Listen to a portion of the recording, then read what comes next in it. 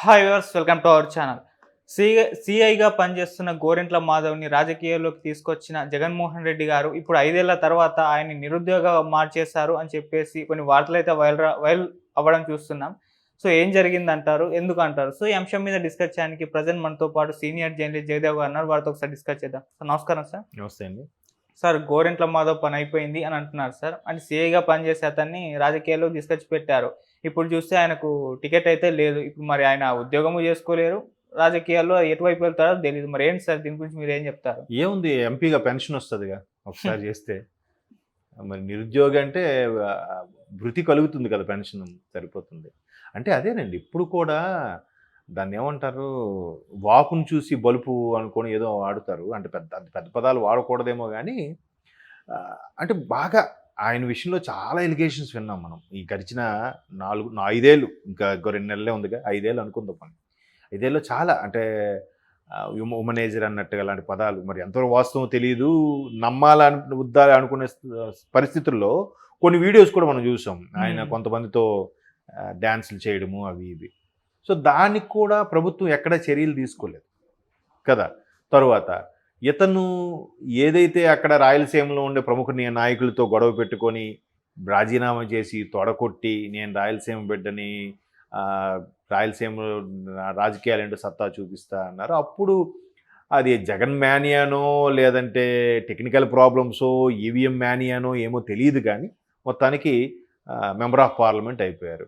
Member of parliament అయిన తర్వాత కూడా కొన్ని సందర్భాల్లో టీడీపీ సభ్యులు లేవనెత్తిన వాటికి కూడా కొంచెం ఇష్టానుసారంగా మాట్లాడడం లోక్సభలో. అంటే పార్టీ దన్ను చూసుకొని కొంతమంది ప్రముఖుల అదను చూసుకొని మాట్లాడారు. ఇక్కడ ఓవరాల్గా చూస్తే అంటే ఇప్పుడు ఎవరైతే రాజకీయాల్లో మనుగడ ఉండాలి, కొనసాగాలి అనుకునే వాళ్ళు ప్రతిదీ బేరీజు వేసుకొని వెళ్ళాలి. బేరీజు వేసుకొని వెళ్ళి ఏంటి ఇప్పుడు నన్ను గెలిపించారు, నెక్స్ట్ నా పరిస్థితి ఏంటి, ఒకవేళ నేను కంటిన్యూ అవ్వాలంటే నాకు బ్యాక్గ్రౌండ్ ఏంది, నేను ఒక ప్రభుత్వ ఉద్యోగం చేసి ఇందులోకి వచ్చాను. ప్రభుత్వ ఉద్యోగం కూడా ఎలాగో ఆయన చేసిన మిస్టేక్స్కి ప్రభుత్వం చర్యలు తీసుకుని సస్పెండ్ చేసేలాగుంటే, నేను అక్కడ టీడీపీ మంత్రితో గొడవ పెట్టుకోవడం వల్ల నాకు ఇలా చేశారనే మార్క్ని హైప్ చేసేసి ఆయన రాజకీయాలకు రావడం జరిగింది. మీకు ఆ స్టోరీ ఐడియా ఉంది కదా. సో అప్పట్లో బాగా మంచి దమ్మున్న సీఏరా అది ఇది అని అన్నారు. బాగుంది. అంటే మిగతా వాళ్ళు సీఏలకు దమ్ము ఉండదా? కాదు. కొంతమందికి ఆ టైము ఆ లక్ ఏదో కలిసి వస్తుంది, కొంతమంది సరే ఎందుకులే అని అంటారు. ఇంకా సిన్సియర్గా కష్టపడే వాళ్ళు చాలామంది ఉన్నారు మనకి. ఈ మధ్యకాలంలో మీరు అబ్జర్వ్ చేస్తే సినిమా ఇండస్ట్రీలో కూడా కొన్ని స్టోరీలు రకరకాల భాషల్లో, మలయాళంలో కానీ మీరు ఎక్కువ అబ్జర్వ్ చేయండి, మలయాళంలో ఎక్కువగా అటువంటి సినిమాలు వస్తుంటాయి. తమిళ్లో కూడా కొన్ని వచ్చాయి ఈ మధ్యన, కన్నడంలో కూడా మన దగ్గర కన్నా. అవన్నీ ఏంటంటే ఒకప్పటి పోలీసుల్ని అంతగా ఫెమిలియర్ అవ్వని సిన్సియర్గా పనిచేసిన పోలీసుల తీరుని, వాళ్ళ కథనాన్ని తెరమేకి ఎక్కించడం జరిగాయి. సో అలాగ మన దగ్గర అంతగా లేకపోవచ్చేమో, ఉన్నా తెలియకపోవచ్చు, ఎవరు తీయలేదేమో. తీస్తే కొంతమంది మనోభావాలు దెబ్బతింటాయనో మరో రకంగా ఏమో ఉండొచ్చు, అప్పుడు మంత్రులు ఎవరున్నారు ఏంటని. సో అలాగా ఆలోచించుకుంటే ఇక్కడ ఈయనకి ప్రభుత్వంకి యాంటీగా అవ్వడం ఒక క్రేజ్ వచ్చేసింది ఏదో అనుకున్నాం. అప్పట్లో వైసీపీ సపోర్ట్ ఇవ్వడం, ఆ వైసీపీ గాలి మళ్ళిందో ఇందాక అనుకున్నట్టుగా మొత్తానికి అయ్యారు. అయిన తర్వాత ఏ బ్యాక్గ్రౌండ్ లేకుండా వచ్చినప్పుడు ఏమంటే మెల్లమెల్లగా పట్టు సాధించాలి, ప్రజలకు దగ్గర అవ్వాలి, పనులు చేయించాలి. ఏవి అతనే కాదు, ఒక గోరంట్ల మాధవ్ అయినా ఏం చేయగలరు, ఆయనే కాదు ఎవరు. ఇప్పుడు ఇంకో మంత్రి ఇంకో ఎంపీ ఉన్నారు, ఆయన ఎవరు, భరత్, హీరోగా కూడా చేశారు ఆయన సినిమాలో, ఇక్కడ రాజమండ్రి ఏదైనా. ఆయన ఎట్లా అసలు ఇండస్ట్రీలో ఉన్న వాళ్ళంటే ఖచ్చితంగా పవన్ కళ్యాణ్ గారు అంటే ఇష్టపడని వాళ్ళు ఎవరు ఉండరు. అందులో యంగ్ జనరేషన్ హీరోస్ ఎవరైనా సరే పవన్ కళ్యాణ్ గారిని ఇన్స్పిరేషన్గా తీసుకున్న వాళ్ళే, పవన్ కళ్యాణ్ గారిని అభిమానించిన వాళ్ళే ఎవరైనా సరే. అంటే వర్స్ట్ కేసులో ఒక 0.5% 1% ఉంటుందేమో. ఎందుకంటే అటు ఆయనకి ఎప్పుడు ఎవరితో విభేదాలు లేవు. రాజకీయాల్లోకి వచ్చాక ఈ విభేదాలు వీళ్ళు బురద జల్లడాలు ఉన్నాయి, కానీ ఎప్పుడు లేవు. కాబట్టి అటువంటి భరత్ గారు కూడా పవన్ కళ్యాణ్ గారితో నేనేం ఫోటో దిగలేదు, ఆయనే మా ఊరు ఇచ్చారు మాతో దిగారు అన్నట్టుగా చెప్పుకొచ్చారు. ఆ తర్వాత ఎవరు గుడివాడ అమర్నాథ్ గారు, అతను కూడా అలా చెప్పారు. సో అట్లాగా మరీ ఓపెన్ అయిపోయి బయట అవునండి ఒకప్పుడు నేను అభిమానిని అందుకు దిగాను, ఇప్పుడు పార్టీ పరంగా ఖచ్చితంగా విభేదిస్తాను చెప్తే అయిపోయింది కదా. అది కదా నమ్మేలాగా ఉండాలి. నాకు లేదు ఆయనే నాతో ఫోటో దిగాడనంటే, ఇంకొక మంత్రి అయితే క్లియర్గా జర్నలిస్ట్ అడిగిన క్వశ్చన్కి మీరు మీరు పవన్ కళ్యాణ్ గారు ఇద్దరు వెళ్ళారు అనుకోండి రోడ్డు మీద, మీతో ఫోటో దిగుతారా ఆయనతో దిగుతారంటే డెఫినెట్గా నాతోనే దిగుతారని చెప్పాడు ఆయన కదా. అవును. అంటే అటు అది చెప్తున్నాను కదా, మరీ అంత ఫూలిష్గా దొరికిపోయేలాగా మాట్లాడితే చాలా ఇబ్బందిగా ఉంటుంది ఎవరికైనా సరే.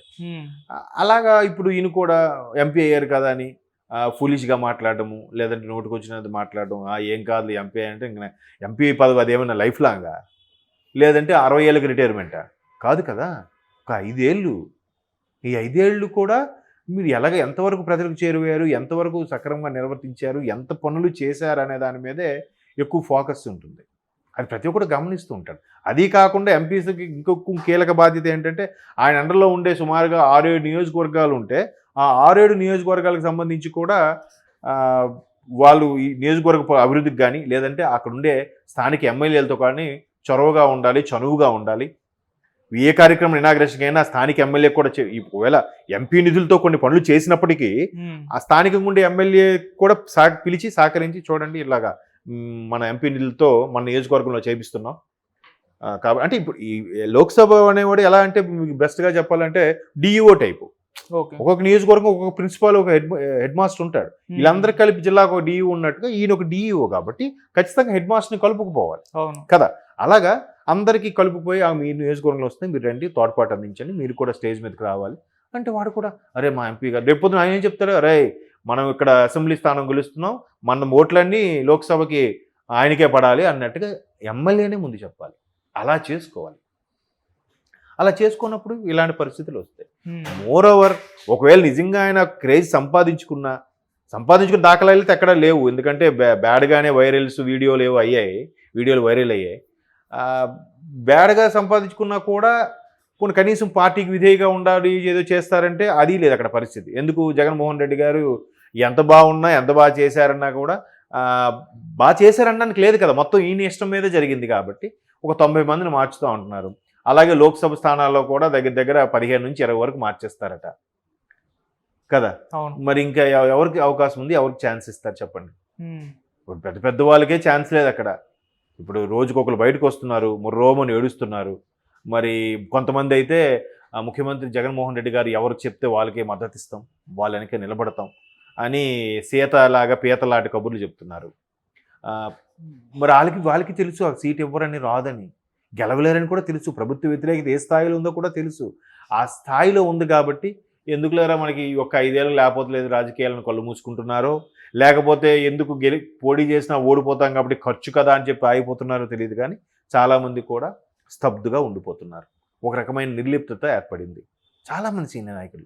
ఎందుకు కొంతమంది ముందుగానే కళ్ళు తెరిచి టీడీపీలోకి ఎందుకు వెళ్ళిపోతున్నారు వాళ్ళకి అర్థమైపోయింది.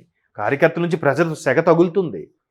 కానీ సరే ఇంక 2 నెలలు ఉంది, ఎందుకులే చూద్దాం, ఈ సంక్రాంతి అయిపోతే సంక్రాంతి వరకైనా కొద్దిగా ప్రోటోకాలు, మంది మార్బలం, పోలీసులు బందోబస్తు ఉంటారు కదా. రిజైన్ చేస్తే వాళ్ళు ఎవరు ఉండరుగా, కనీసం ఆ సంక్రాంతి వరకైనా కొద్దిగా బందోబస్తు పెట్టుకుందాం.